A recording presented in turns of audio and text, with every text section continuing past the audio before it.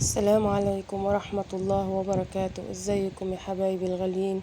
يا رب تكونوا بألف خير يا رب. اللهم صل وسلم وبارك على سيدنا محمد وعلى آله وأصحابه أجمعين. معلش أنا أسفة لكل الناس اللي كانت بتسأل عني وبتقول لي انت مختفية ليه وما بتنزليش فيديوهات. معلش أنا أسفة ليكم والله. أنا تعبانة الفترة اللي فاتت دي خالص، وكنت زي ما انتوا شفتوا في آخر فيديو أنا بعمل تحاليل وإشاعات، ولسه شغالة علشان أعرف ايه اللي حاصل معايا ده، وايه التعب اللي حصل لي مرة واحدة ده. أنا طالبة منكم بس تدعولي ربنا يقومني بالسلامة وانصب طولي كده، علشان خاطر عيالي يتبهدلوا معايا خالص والله العظيم. عيالي تعبوا معايا خالص الفترة اللي فاتت دي ولسه مستمرين. الحمد لله على كل حال يا رب. الحمد لله يا رب. انا النهارده كنت يعني متضايقه من كتر النوم اللي انا بنامها على طول على طول، وراسي تجيله كده، فقلت ايه يعني شويه البلاستيكات اللي الراجل صاحب الاوضه ده حاططهم مكومهم كده، قلت لعيالي تعالوا كده نفرزوهم ونشوفوا الكويس ممكن ينفع نستخدموه وننضفوه ونغسلوه ونستخدموه لينا، يعني يمكن ينفعنا. فيعني برضو قعدت ادور كده واشوف ايه اللي ينفع، رغم اني يعني حاجات كتيرة مكركبة وحاجات صعبة. وبصراحة احنا برضو خوفنا، احنا قعدنا ندوره كده من على الوش، لان خوفنا يطلع لنا حاجة تأذينا ولا واحنا بندوره، لان برضو ما نضمنوش الكراكيب دي تكون شايلة ايه. فطلعنا البلاستيك ده، هي قلت لابني ايه احنا نعلقوها ونحطوا عليها ايه اي حاجة تخصنا، يعني مش اذا كريم اي حاجة يعني تكون ايه بدل ما تتنطور وتضيع ونحطه نركنه فيها على يمين وشمال. فقال لي ماشي يا ماما. وبرضه ايه يعني لقينا شوية يعني كم حاجة تاني برضه ايه هنستخدموها، وامرنا لله ان شاء الله لحد ما ربنا يأذن ويكرمنا ويرزقنا بإذن الله. بإذن الله. ويكرمنا بمكان نظيف وواسع وحلو كده يا رب. يا رب ان شاء الله ادعوا لي يا رب. بس فانا رحت عملت التحاليل المرة اللي فاتت، والدكتور لما وريتها له قال لي انت عندك انيميا، وقال لي انت محتاجة يعني شوية فيتامينات ومش محتاجة غذاء وبس. طبعا يعني فين ده كله، الشقة ورانا ورانا. الحمد لله على كل حال يا رب. الحمد لله. صلوا بينا على النبي عليه أفضل الصلاة والسلام. والناس اللي دخلت لي على الخاص وتواصلت معايا وكلمتني وتسأل عليا، أنا متشكرة لكم خالص والله. وفي يعني ناس حبايبي كده على طول على طول بيدخلوا يسألوا عليا دايما، ويسألوني انت اختفيتي ليه وايه اللي معاكي.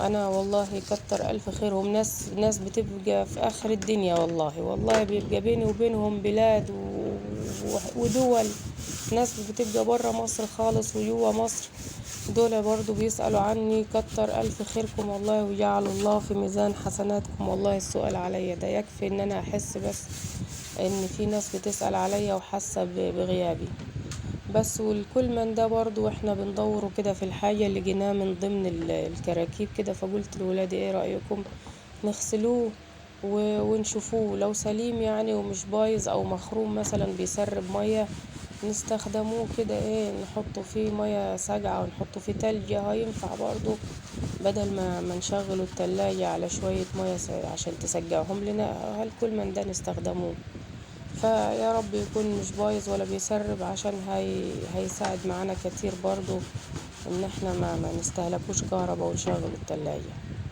والحمد لله على كل حال يا رب. انا والله من امبارح تعبانة فوق تعبي. امبارح ابني الكبير كان طالع رايح مع صحابه يشوف يسأل على الدروس وهتبدأ ميتة وبتاع، فماشي كده. فكان في يعني اقول ايه بس على الناس اللي بتمشي في الشوارع مش شايفة الاطفال، فاتخبط واحد خبطه كده في حاجبه فتحوله وخد فيه غرزتين. وانا من امبارح منكده والواد يا عيني صعبان عليا وجايلي انا دخل عليا وانا قاعده كده، وشه كله مسيح دم وداخل يا ماما يا ماما. انا قعدت اصرخ وانهارت واعصابي تعبت لما شفت المنظر ده. هو قلت له مالك مالك فيك ايه بس. يعني الواحد والله العظيم ما حمل صدمة. قلت له يا ولدي مش تاخد بالك وتمشي كويس وتمشي على الطريق وتمشي على جنب؟ قال لي والله يا ماما انا ماشي على جنب، ده هو اللي خبطني، انا ما كنتش ماشي في نص الطريق. فالحمد لله انها اتسترت والله. من امبارح سخن وتعبان بسبب الغرز اللي خدها، والحكاية مش متحملة ومش ناقصة. الحمد لله على كل حال يا رب. الحمد لله. الحمد لله يا رب. انا اللي طالباه منكم بس ان انتوا تقفوا معايا، لاني انا يعني مش عارفة نفسيتي الفترة دي، نفسيتي وحشة خالص خالص والله العظيم. وبحس الناس بقت بتتعمد، يعني بحس ان في مجموعة او فئة من الناس كده بتتعمد ان هي تحرق دمي.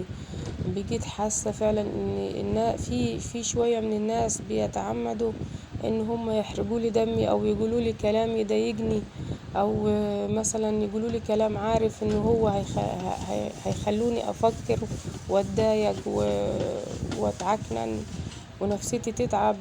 مش عارفة الناس اللي زي دي ليه بتتلذذ او بتستمتع لما يشوفوا اخواتهم المسلمين ان هم تعبانين نفسيا، او محروق دمهم من شيء قالوه لهم، او تعبانين نفسيا من شيء. ايه اللي هتستفادوه لما تعملوا كده؟ مش عارفة والله العظيم.